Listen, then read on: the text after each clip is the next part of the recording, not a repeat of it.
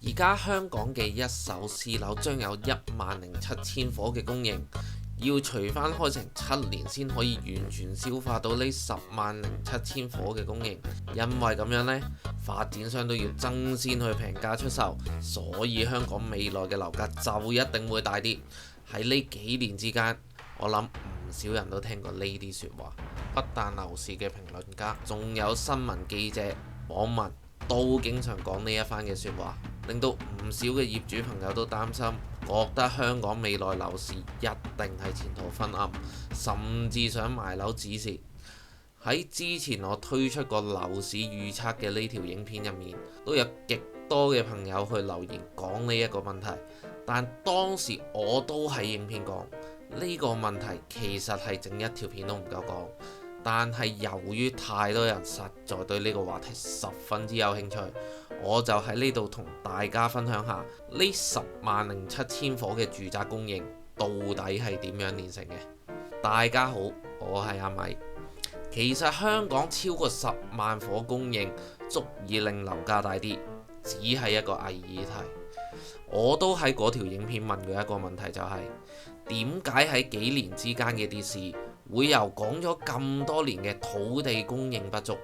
馬上變咗做樓市海量供應？仲有點解發展商平價出售，未來樓價就一定會大跌？但係你要知道，發展商係一個想賺錢嘅機構，而你作為小業主嘅話，都係想層樓係平穩，甚至係升。所以業主同發展商其實係坐緊同一條船，而唔係好似傳媒咁講係一個互相競爭嘅對手。喺呢條片我都會講翻呢107000伙其實係點樣走出嚟，仲會喺最後同業主講翻應對嘅方法。想知道呢啲答案嘅話，記住將呢條影片睇到最後，因為呢條影片有十分之多重要嘅內容，足以扭轉你嘅思想。同時我都建議你可以撳讚，咁日後你就可以喺播放列表入面揾翻呢條片嚟重溫。喺開始之前，我想同大家介紹一下，我哋呢個頻道主要分享唔同心法同技巧，希望能夠幫助你提升內在靈魂質素，並揾到適合你嘅投資方法，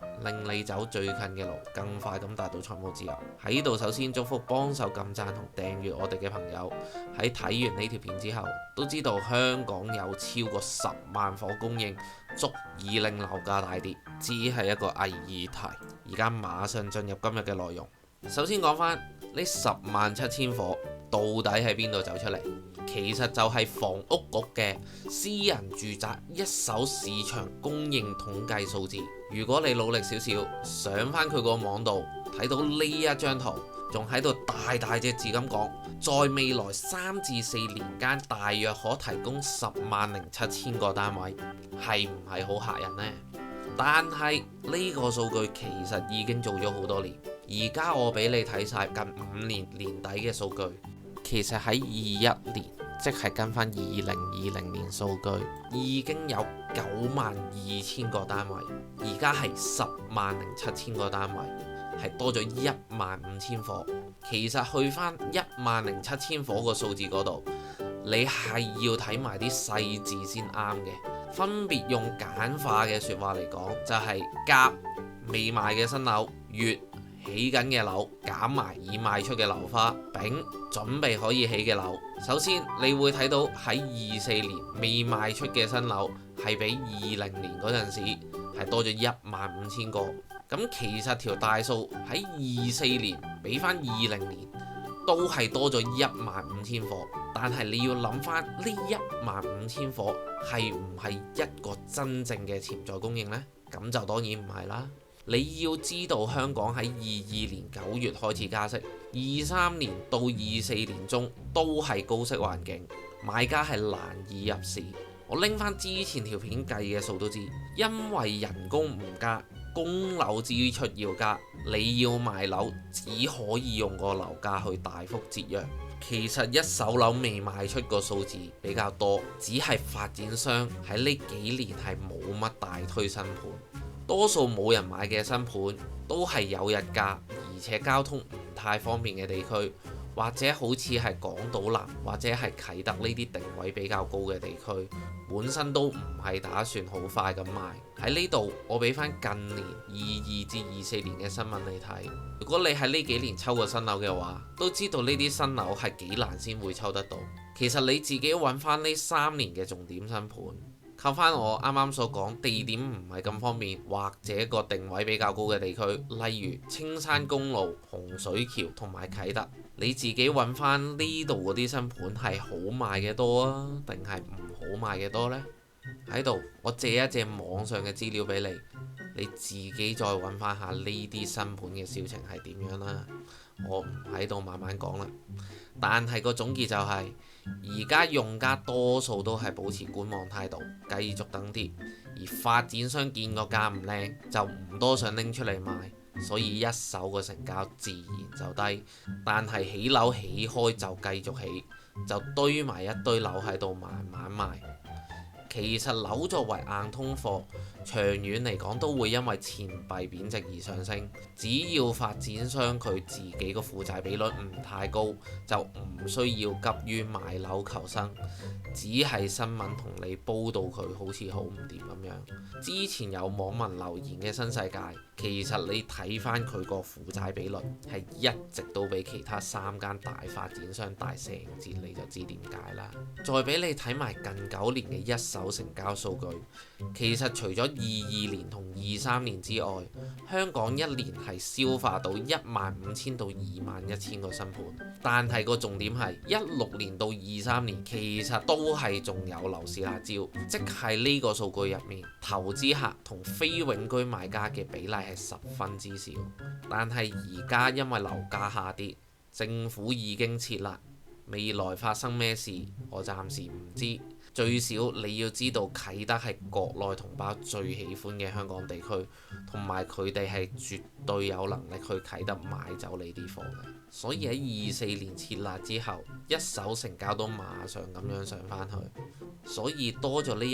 15000貨，其實只係發展商拖住唔賣，或者定位高嗰啲慢慢賣嘅產物。而家仲要撤埋辣，開放俾人任買，難道你真係覺得好難先消化到呢15000貨？仲要係當做未來嘅潛在供應量？跟住我想講咗丙先，因為呢個概念係最簡單。而家發展商嘅建築成本係成7至8千蚊尺，仲未計地價同利潤。俾你係發展商，會唔會依家快手起晒佢之後一齊賣，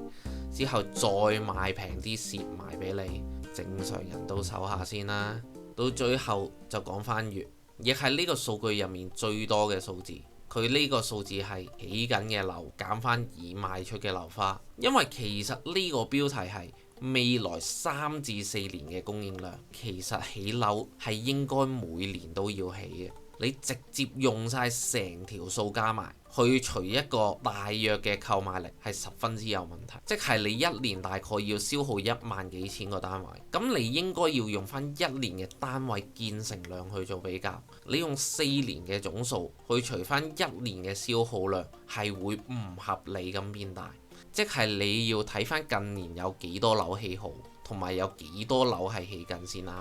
其實近年係每2年有3萬幾伙落成，然後有1至2萬伙係起緊，你就會發現係會同一般人計嘅15000伙差唔多。因為香港喺之前正常嘅情況之下，每年係可以消耗到15000到21000個單位，所以未來只係供需平衡。當然呢度我只係講緊之前嘅數字，可能令你難以信服。但係以起樓由動工到起好，大概要3至4年嘅時間去計，你應該都會發現近2年個動工量分別係17000同埋19900，其實同傳媒講嘅107000呢個數字係差好遠。再俾你睇埋啲舊嘅新聞，就係00年代嘅施工量都係11000到17000，之後樓價跌，啲樓就越起越少，為未來嘅樓價大升種下咗禍根。之前嘅影片都有好多人留言同我講乜嘢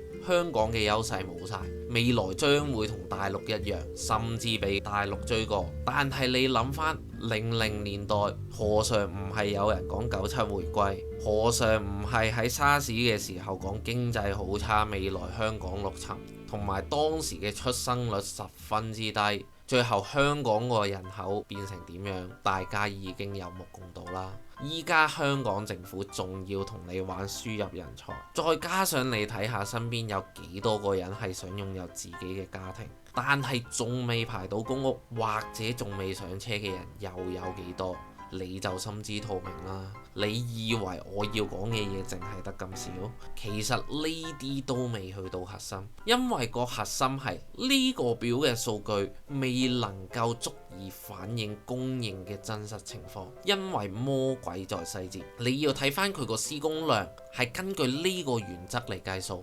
但係好多人可能都唔知係乜嚟。簡單啲咁講，發展商一搞個地基佢就計數，但佢喺呢度都講開工唔等於動工，但喺開工之前佢要提交通知，動工仲要起幾年先起好，即係入到去計75000呢條數之後，發展商仲係有權同你慢慢還，亦即係我同你講甲同丙報時候嘅觀點，佢哋係等個市好返先賣，所以講咗咁耐，而家先係去到呢條影片嘅核心。想再更加深入了解未來嘅供應，你係要入屋宇署個網睇翻佢嘅資料月報，你先能夠掌握到真正未來供應嘅數據。不過唔需要擔心唔識睇，我喺呢條片已經為你準備咗要點睇呢啲數，而家馬上帶你入去了解。首先，根據翻上面內容講嘅嘢，係代表你要睇翻資料月報嘅 Table 1.5同埋1.6。簡單啲嚟講，Table 1.5係可以動工，而 Table 1.6係已經動工。咁由於佢用嘅數據係3至4年，咁我都同你計晒2021年到2024年11月嘅總數，你會發現已經動工嘅數仲多過可以動工嘅申請，即係你都可以預期過咗呢一批數字之後，未來個落成量係會減少。當然，我哋今日嘅主題係分析呢107000個單位，我就拎動工嚟比較會好啲，因為開工就代表發展商都真係開始起樓，但係你會見到呢4年間佢只係動工咗68375伙，仲要計埋啲其實起好咗同埋已經賣出嘅樓花，我都仲未溝。仲有成日同你講107000伙，咁又有冇人同你講其實呢啲樓起咗喺邊？根據我之前分享呢一位嘅物業投資者都識講3個 location 啦，你都要知道發展商未來賣嘅貨先得㗎。不過唔使驚，你睇翻 Table 1.5同 Table 1.6嘅下面係寫咗 Refer Table 5.4同 Table 5.5 for details。所以你只要睇翻呢4年嘅 Table 5.4同5.5，已經能夠知道發展商未來嘅底牌係乜嘢。因為資料月報係月出，所以用4年計，你係要睇晒48個月嘅數據先可以睇到立體嘅分析。不過我諗好少人會咁黐線咁樣做，所以就能夠俾呢107000伙嘅數字嚇親。不過唔使驚，我花咗大量嘅時間去睇咗屋宇署48個月嘅資料月報，截埋圖計埋數俾你睇，已經同你揾晒未來主要嘅供應會喺邊度。各位擔心未來供應大增嘅業主朋友，係唔係應該都俾翻個 like 支持下我，幫你揾咗咁多數據去抵制人哋嗰一句107000伙嘅海量供應就要令樓價大跌嘅問題呢？為咗節省大家嘅時間，要對付大量供應嘅議題，就梗係揾翻啲供應量大嘅地區出嚟。所以我會喺呢度忽略翻啲比較少嘅供應數據，咁我就會揀當月動工大過1000，即係呢度打咗星星嘅月份之中，揾翻嗰個月嘅動工量嘅地盤供應大於300伙嘅數據 cap 晒出嚟俾你睇。其實已經同你揾到超過70%嘅數據同地址出嚟，而家我會逐個樓盤咁掃出嚟俾你睇，可能會比較沉悶。聽完之後都唔信我，或者想要更加全面數據嘅話，你都可以去翻下方嘅連結去睇翻呢48個月嘅資料月報。相信我，又唔想逐個聽嘅話，係可以飛去數據總結嗰一度。首先就係21年5月嘅資料，分別喺長沙灣有337伙，同埋康城1874伙。之後就係2021年6月嘅數據，分別係啟德嘅1591伙，同埋元朗東頭嘅1800伙過渡性房屋。跟住去到21年8月嘅數據就比較多，有696伙粉嶺嘅資助性出售房屋嘅綜合項目。之後有一個比較大嘅供應就係14鄉嘅供應，有5400伙，同埋九龍啟德又有582伙。跟住嚟到21年嘅11月，你會發現錦上路有2200伙，跟住康城會有2000伙，同埋油塘有634伙。如果你睇翻22年4月嘅資料月報，你會發現其實又會出現多次14鄉。其實佢嘅數據係同2021年嘅8月重疊，不過資料月報之後亦有修正翻數據，咁就喺度純粹同大家講一聲啫。咁去到22年5月嘅資料，又係有康城有2550伙。之後嚟到22年嘅6月，你會發現安達臣有1403伙。跟住去到石硤尾有541伙，然後去到22年8月有1025伙係喺洪水橋，再睇到22年12月嘅資料有1028伙係呢個過渡性房屋。去到23年1月嘅資料，你發現表5.5嘅數據其實係得極少，咁我只好用表5.4嚟作為參考。佢會有啟德係有2158伙，同埋喺寶林嗰度有385伙嘅過渡性房屋。跟住去到23年3月，你會見到有1305伙喺啟德，跟住係436伙又係過渡性房屋。去到23年4月嘅資料，你會見到824伙會喺黃竹坑，同埋721伙喺啟德。去到23年5月嘅資料，你會見到有313伙喺九龍城，跟住又係啟德有519伙。同埋最後屯門有1323伙喺青山公路。跟住嚟到23年嘅6月，又係有2926伙喺安達臣。跟住同時喺元朗18鄉係有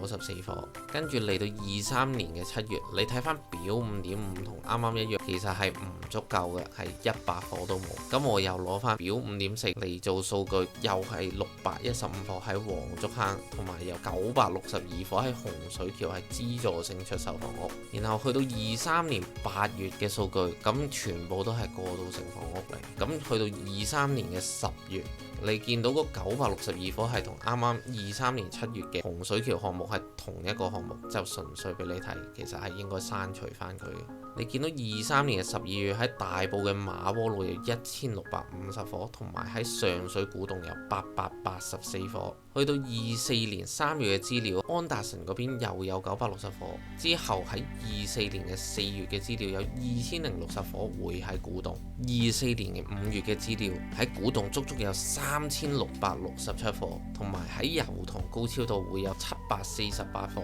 最後喺24年嘅8月喺元朗嘅牛潭尾嗰度會有1208伙，但係都係過渡性房屋嚟嘅。總結完呢48個月嘅數據，咁我為大家整理咗呢一個表出嚟，你就會發現動工嘅68375伙，仲要包括埋過渡性房屋，同時有啲已經落成，我已經冇計。咁比較翻房屋局嘅數據話，在建中單位有75000個，喺房屋局嘅數據入面個數字已經差6625伙，同埋只係靠我揾到嘅過渡性房屋數字係差成13654伙。咁呢啲數字我當佢全部都係發展商喺度慢慢整地基，呢個都十分之影響未來建成單位嘅數字。不過呢度都唔係最重點，而係你睇到我已經揾到超過70%嘅地點出嚟，你就會發現發展商喺未來嘅供應不但係遠低於107000，仲要真正嘅供應係啲新發展嘅地區，包括14鄉、安達臣、洪水橋、古洞、粉嶺北。單單係計呢個位揾到嘅數據都有19,990貨。其實你哋又知唔知呢啲位喺邊度？唔知都唔緊要，依家我拎埋個地圖圈埋俾你睇，你睇到多數嘅新盤其實都喺新界北，以古洞嘅供應6,610貨成為總冠軍。但係古洞以依家嚟講，來往市區計，不論你拎天水圍或者上水嚟比，都係更加遠。未來即使起好北環線，其實古洞個定位都係類似天水圍或者上水，仲要遠少少，但係嗰度嘅地區就會新少少咁樣解啫。同埋唔好睇到九龍東同康城好似好多供應咁樣，其實啟德同黃竹坑係用豪宅嚟定位，同時佢哋又係香港市區難得嘅供應，其實唔係直接同香港大部分用家嘅二手屋苑嚟競爭。啟德甚至係搶緊內地嘅投資客，而康城就係一個社區定位唔錯，加上上圖嘅數字已經係康城嘅最後3期，11、12期已經預售咗唔少，到13期賣晒就冇㗎啦。而油塘呢1000幾貨其實影響都唔算大。咁睇翻去到安達臣，雖然叫自己做觀塘，但係唔好睇佢好似好近市區咁樣。其實佢個位係喺秀茂坪山頂再上去，近清水灣道，本身嗰度嘅交通其實係十分之一般，因為嗰度嘅公營房屋密度十分之高，人口都唔少，但係去地鐵站都要轉停車。